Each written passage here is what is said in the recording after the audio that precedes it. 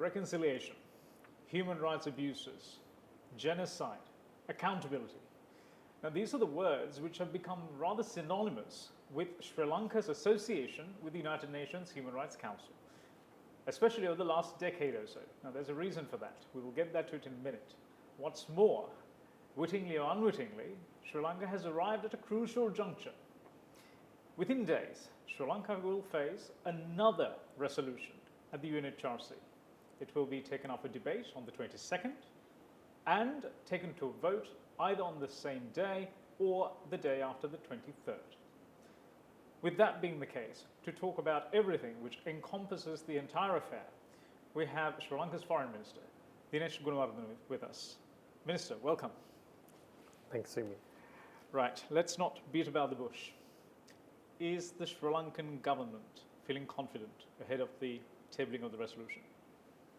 Sri Lanka government has been very confident of its position because it's not only Sri Lanka, the necessary evidence is supported by many other countries and also right inside the core group by members who are standing up in the House of Commons and saying, your figures are wrong, our government's figures are wrong, please accept the truth and don't get into this unnecessary confrontation with Sri Lanka. Sri Lanka's confidence is based on facts, figures, numbers, which are the actual situation, and also the progress we have made.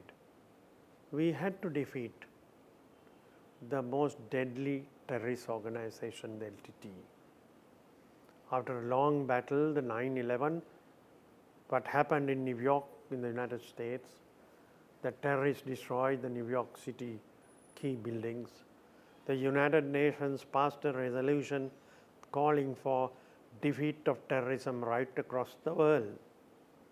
Sri Lanka was the first country that was able to defeat a terrorist group and bring about human rights, not only for the Tamil people who were then locked up under the terrorists, to the Muslim and the Sri Lankan Sinhalese and the entire population. That's human right to live. That is establishing human right to live, rather than we have seen President Premadasa being assassinated by the terrorists. We have seen India's former Prime Minister Rajiv Gandhi being assassinated by LTT. It is a fact that most of the Tamil leaders in Sri Lanka were assassinated by the LTT. So, democratic rights of the people right across the country has been restored. Now, if Sri Lanka has or is being charged on wrong assumptions or figures or wrong data, it is up to those countries to show the correct, valid data. President has appointed, as we pledged before the Human Rights Commission last time, a Supreme Court judge to head a presidential inquiry to call for all the reports, what we have passed, and for any new allegations or evidence that is being talked of before this commission. Now, is it the path to take? Because our constitution does not provide us to have foreign judges. We agreed on a domestic process and set up the domestic commission of inquiry. Now, it's up to these countries to place or advise the relevant people who make allegations to come before the commission, because the Supreme Court is the most supreme body of the judiciary of Sri Lanka. And we have established this. As I mentioned earlier, this resolution is not the first one that is being brought against Sri Lanka. We have faced this a couple of times. And this is another resolution that is coming now. after we left the co-sponsorship of the resolution of the last government, which was violation of our sovereignty and the constitution of Sri Lanka. That's why we propose and establish a domestic inquiry body headed by a Supreme Court judge in accordance with our constitution. But Minister, what the Human Rights Chief's report actually accuses Sri Lanka of is actually not doing enough by way of the local mechanism, not doing enough to actually meet the expectations of the international community on the front of human rights. So that's to one side. So the progress we can debate until the cows come home.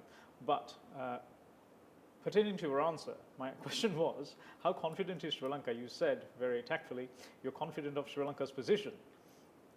Now, Sri Lanka's position. Yeah, please go ahead. What I meant by that is, in fact, have you done any lobbying with other countries to garner support? Have you engaged with these countries bilaterally? Explain things. Yeah, we have been, not now, I mean right through. We were committed to the appointment of the Commission of Inquiry. I have often met most of these Western ambassadors as well as other ambassadors and explained progress being made, which they have appreciated. Appointment of the Commission of Inquiry, commitment to the UN system. Sri Lanka is member of most of the UN organizations, starting from the WHO, ILO, right down the line. We are active on all those fronts. Sri Lanka's commitment to the SDG, Sustainable Development Goals. These are the areas on which we've been working, and also on ground, getting back people back to their places of living had to initially get the mines cleared. Demining rate is one of the highest rates of Sri Lanka's achievement, which the international community is aware. Most of the people who are in our settlement welfare centers have gone back to their places of their villages and settled down. Housing development over the years has taken place, and most of them are enjoying the housing development schemes. In short, agriculture bumper harvest has come in the north. How can the Human Rights Commissioner sitting in Geneva say Sri Lanka is not economically progressing, livelihood benefits are not flowing? These are not factually correct. This is what Sri Lanka has tried to explain to all other member countries. And we had 21 member countries standing up and speaking in support of Sri Lanka's position in the Human Rights Commission. I'm glad you mentioned that. Now, 21 countries did speak in support of Sri Lanka. India was not necessarily among them. And in the recent days, there have been certain, misunderstandings almost, right? Our foreign secretary is saying that India has in fact pledged its support to Sri Lanka at the upcoming vote, and the Indian government, especially Indian media, quoting their Ministry of External Affairs, which has allegedly said that such a decision has not been communicated to the Ministry of External Affairs. What's all that about? No, so India's statement before the Human Rights Commission debate was clear. India was committed to the defeat of terrorism. India appreciated progress made by Sri Lanka. India's position in relation to some of the other issues of in relation to India's interests, India's continuous statements was clear, and there was no big confrontation or a misunderstanding with India's statement in the Human Rights Commission. But India is a member like some of the other Asian countries. members of the Human Rights Commission. Now, what comes up after long attempts of trying to pursue a resolution draft by the core group. But the core group resolution draft has been under fire from their own camp. I would use the word fire because they have been changing words and sentences from the first draft to the last draft now, which is coming up on the 22nd. So India-Sri Lanka relations have been always good, positive, exchanges of views,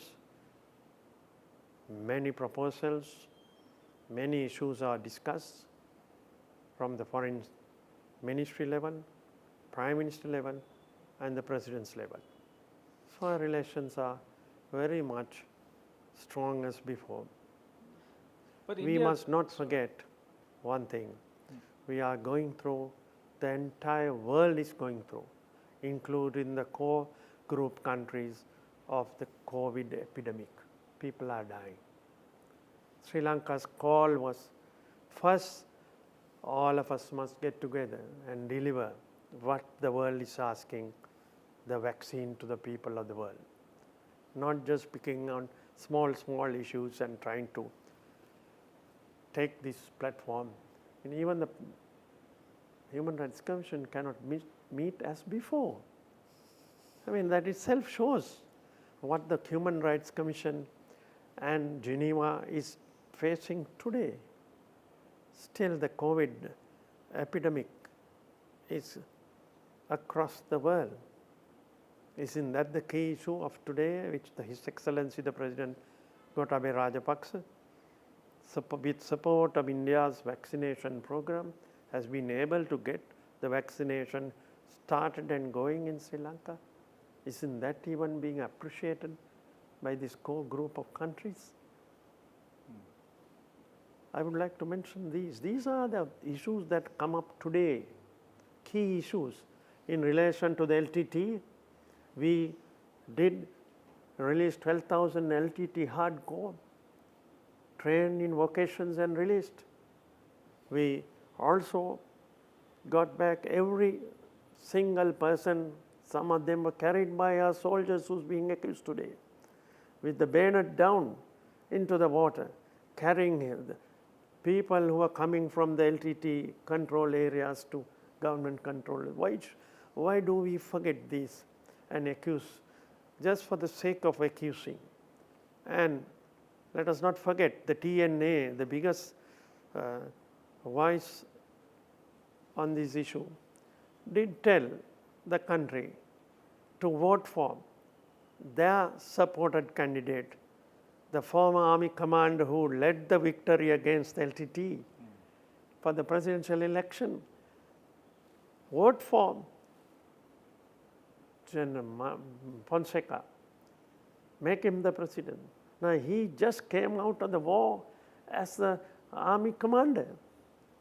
And thereafter they once again take issues and say, army has done this, army has done this, whitewashing the entire position and agreeing that our army commander, in fact in the north and the east, he defeated President Mahinda Rajapaksa.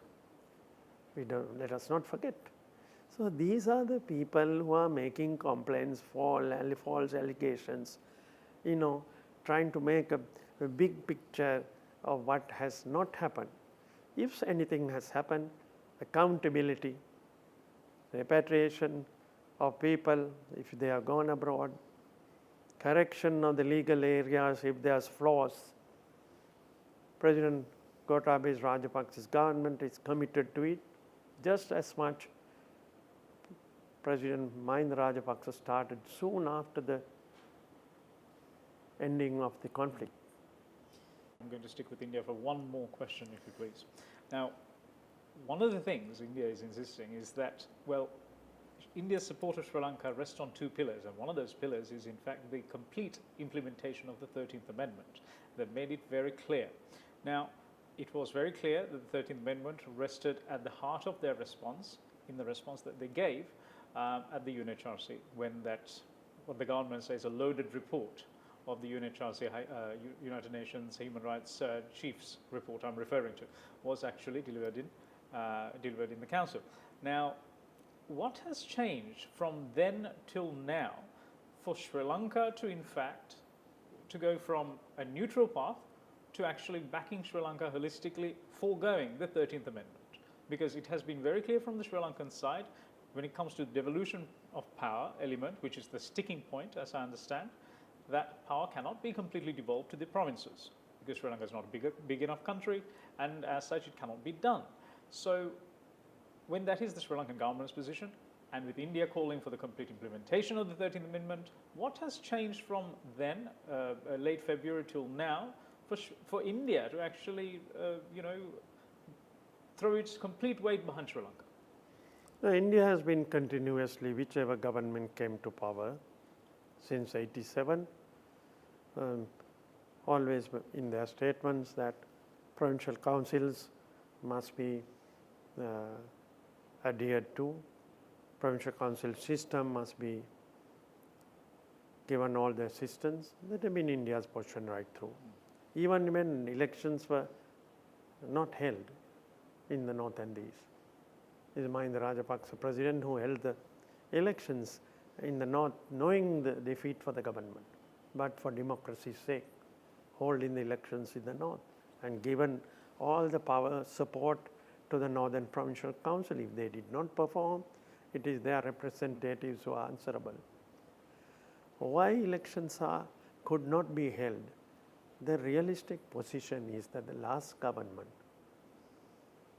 brought an amendment to the Provincial Council election law, which was passed through Parliament late night after the government was able to muster 2/3, where we did not support. TNA, JVP and the government of the day voted and got it through, which scuttled the election process. Totally obstacle which brought a standstill. It went up to Supreme Court of the country. Supreme Court held that this law was flawed. Under the law, you cannot hold the provincial council elections, not only for the north, for the entire country. That is the reason why it got scuttled. President was elected in November. He did not have a majority in Parliament. Dissolution came. After dissolution, in August, we got a mandate to govern, a stable mandate on which we are committed to holding elections as we have in arms. But we have to go to Parliament and either repeal the legislation that has become an obstacle or amend the legislation in order elections could be held in accordance to the Supreme Court order. And we are on that now. Okay, let's move on. Now, setting support at the UNHRC vote to one side. Now, as an answer to my previous question, you listed out all the good things that Sri Lankan government did after the war ended, right? Resettlement and so forth. And these things are very well documented. I mean, like, you go type these things on the internet, loads and loads and loads of information comes up. It's very much in the public domain. And yet, these allegations, or at least the allegations which are continuously being brought against Sri Lanka, keeps coming up. And the government obviously keeps hitting them out of the park. Government rejects, all these forces keep bringing the allegations. So it's almost like a never-ending cycle. So what can we do to break this cycle? I mean, we can't rely on these Western powers or the sponsors of these resolutions to actually suddenly develop a conscience if that is the case.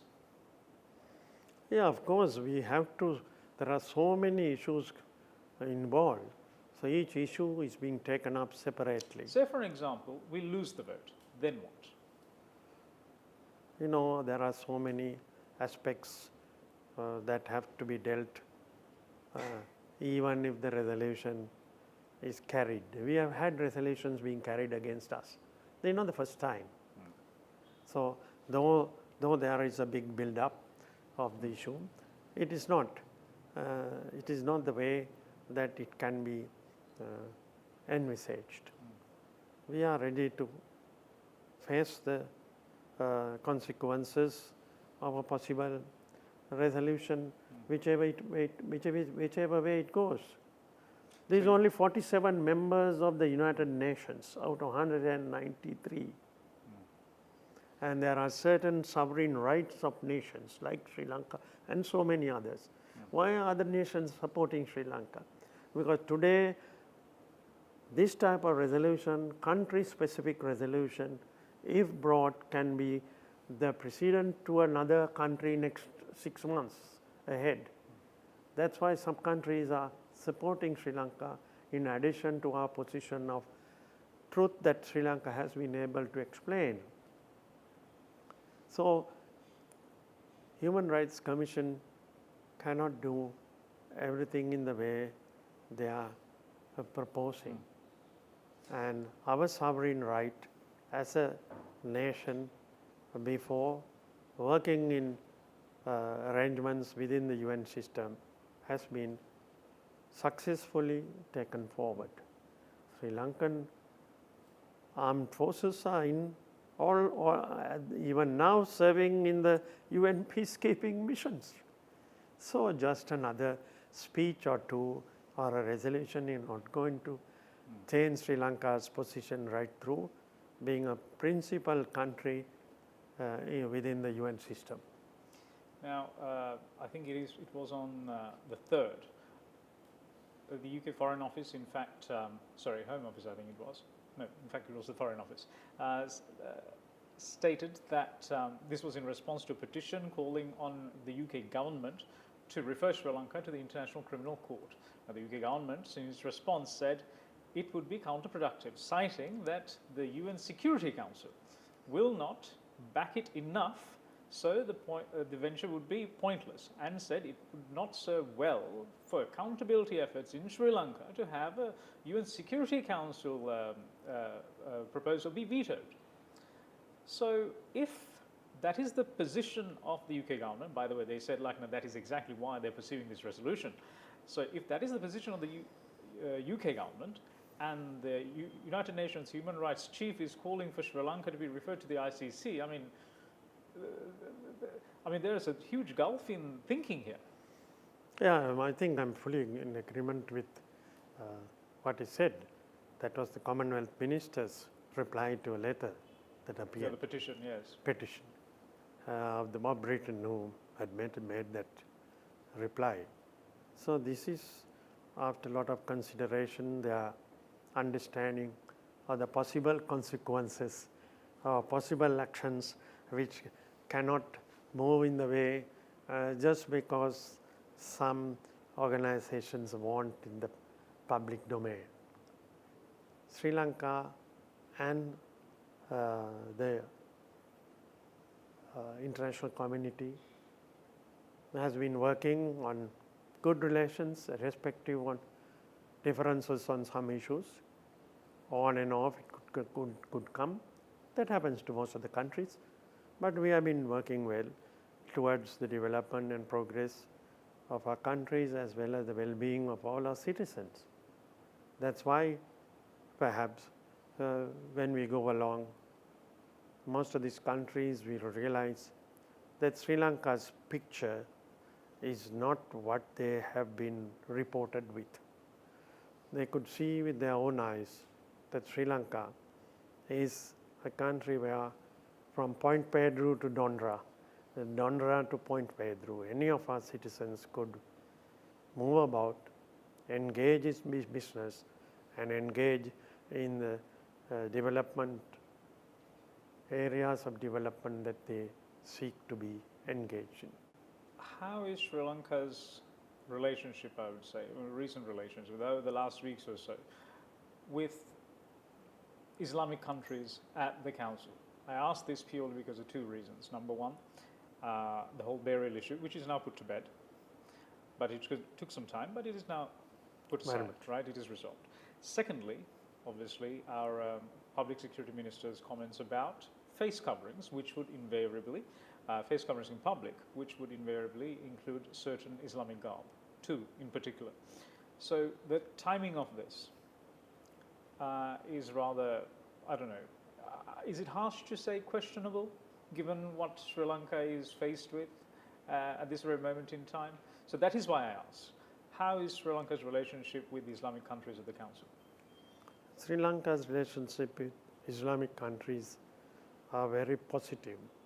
Sri Lanka has been a friend of the Islamic countries right from the beginning of the non-aligned movement, which Sri Lanka also pioneered, which brought about many changes in the entire scenario of countries that were wanting independence, progress, economic development, etc. Our relations, on a comment that was made and is not the official position of the government. So therefore, it is clearly understood by our friends, the friendly countries right across, that these are only issues that have been taken up for publicity by our critical ends, rather than serious matters that should be taken up in this present context. Our Prime Minister at the moment is in Bangladesh, visiting a country. He will explain again if there are issues. I don't think there are key issues because of this matter that you referred to. I ask this purely because, the inclusion of the whole burial issue in the resolution, the draft resolution, was interpreted by some factions as a move to isolate Sri Lanka. Because roughly one-fourth of the countries comprising of the Council are in fact Islamic states. So likewise, the suspicion sort of arises whether this too, Sri Lanka's recent comments about the face coverings and so forth, could be maybe political maneuvering in a way. Of course, Sri Lanka has very clearly, officially stated its position. Has any of the Islamic states actually pledged their support for Sri Lanka? Islamic states have pledged their support, and Sri Lanka is confident when the vote comes up. Confident, again, the word confident comes up. I say confident because we have to give confidence to our friends when they extend their support and say, we appreciate the confidence they have given to Sri Lanka's position before the Human Rights Commission, and we hope to face the resolution coming Monday. Now, one of the countries bring the resolution against Sri Lanka, Malawi. The Foreign Secretary very publicly said Malawi's rate of crime against women had risen by 300% in 2020. And they're accusing Sri Lanka of human rights violations. I do not want to go into any specific countries' internal situations, because Human Rights Commission has to stand above from internal situation. But though the you, Human Rights Commission, right? though the Human Rights Commissioner is commenting on our appointing X as secretary or running the provincial administration. These are internal matters of a country which Human Rights Commissioners never find room in their reports. It is a political motive that has brought about this resolution. The reality in Sri Lanka is quite different to what they have presented.